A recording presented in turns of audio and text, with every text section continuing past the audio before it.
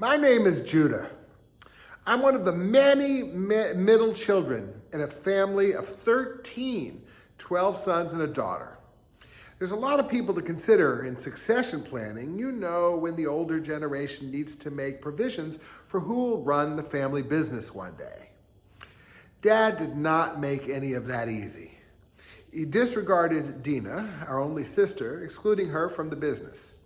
He played favorites, doting on Joseph and Benjamin, the children of his second wife, who died in childbirth. Dad sent me out to work at a young age, as he did with all my brothers except those two youngest.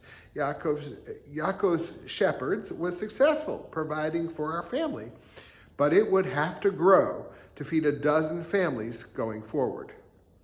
We 10 older brothers worked long, hard, hot hours in the sun. We got along well, though, and we were happy being together, faithfully serving our Father and planning for a future that could sustain us all.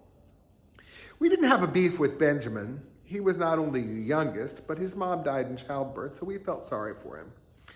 He also stayed out of our way. Joseph was another matter altogether. He was such a big-headed brat. Dad always bought him the nicest cars and fanciest clothes. Dad would hint none too subtly that Joseph would take over the business when the time came, which made absolutely no sense, since we older brothers did all the work and knew the company inside and out. Joseph, meanwhile, never stopped bragging that he would be our boss one day. He didn't work a day in his life. Dad said that Joseph was made for management, not labor.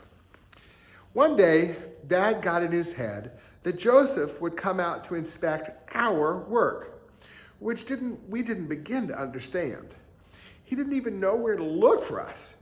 When finally directed, he found us rather late in the day during our siesta.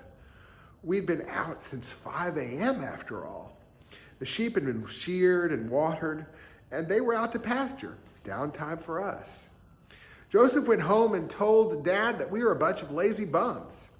Dad knew better, and he didn't act on Joe's malicious report, but still, we were mad. Some of my brothers even wanted to kill Joseph. They couldn't come up with another plan to get him out of the way, and we really did have to do that if we weren't to be subjected to his tyrannical, untrained leadership. Only later did I find out that I wasn't the only one who was uncomfortable with the murderous plot. Reuben's plan wasn't too swift, though. Hiding Joseph in the barn behind all the tall stacks of hay would have at best delayed the fratricide. I had a different idea. Joseph wanted to be in management, so let him be in management. I found a good job for him, far enough away that we might not ever hear from him again. Egypt isn't so distant from Israel if you have trains, planes, and automobiles, but if your fastest vehicle is a camel, it's far. I had never met Potiphar, our biggest customer, but I had often spoken with the crew that would come each year to pick up bale after bale of wood for him. I did know that Potiphar was a shrewd business owner, married, but without children to take over the family business. I had found just the man. I had just the man for him. As it happened, Potiphar's buyers came through just at about the time my brothers hatched that murder plot. I had to work fast. First, I needed to convince Joseph that the management position at Potiphar's fine woven woolens would be outstanding training for leadership of Yaakov's shepherds one day. Second, I had to convince our brothers that shipping him off to Egypt, while potentially just a temporary solution, would give us time to solidify our situation with Dad. But how to convince Dad? Realizing that even I could not accomplish that, I told Joseph a little white lie. Getting Joseph trained at Potiphar's fine woven woolens was all Dad's idea, I said, but he was too emotional to send off Joseph in person. Persuading my brothers that we should tell Dad that Joseph had gone missing proved easier. Dad's worried tears were unnerving, but not as distressing as being subservient to that pompous, lazy little brother of ours for the rest of our lives. Over the years, Potiphar's crew would regale us with news of our bratty brother's success in Egypt. He made Potiphar a very rich man, more even than he was already. Potiphar was mostly retired by the time his workers told us that Joseph had tried to seduce the old man's wife and been thrown in prison for attempted rape.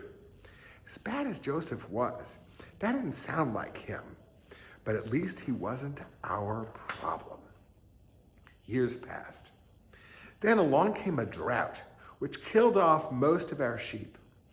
When Potiphar's buyers came, they realized we had almost nothing to sell them, and that we brothers were almost as emaciated as our dying sheep. They suggested that we come down to Egypt. No food shortage there.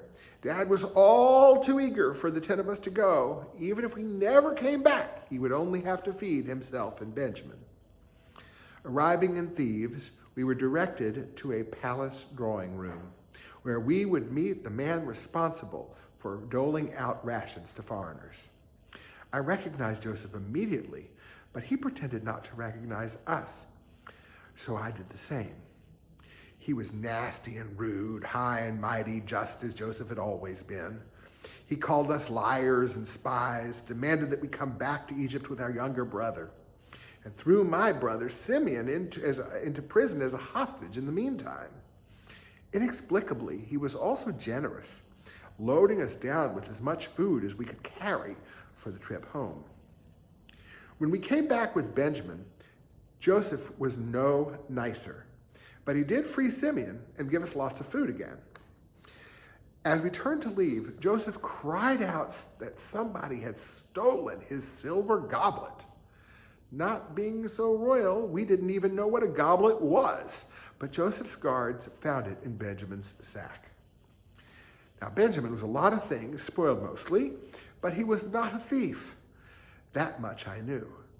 I did not know what Joseph was up to exactly, but I had the sneaking suspicion that he was taking revenge on us for pawning him off on Potiphar all those years ago. Seemed to me that he should be thanking us. He was clearly a very wealthy man, silver goblet or none. But maybe I was judging Joseph too harshly. What if he was testing us all the time? All that fixation on Benjamin, making us bring him to Egypt only to see him arrested for theft. Maybe Joseph wanted to know if we would stand up for Dad's new favorite, Joseph's only full brother from the same mom. Whatever the case, I was done pretending.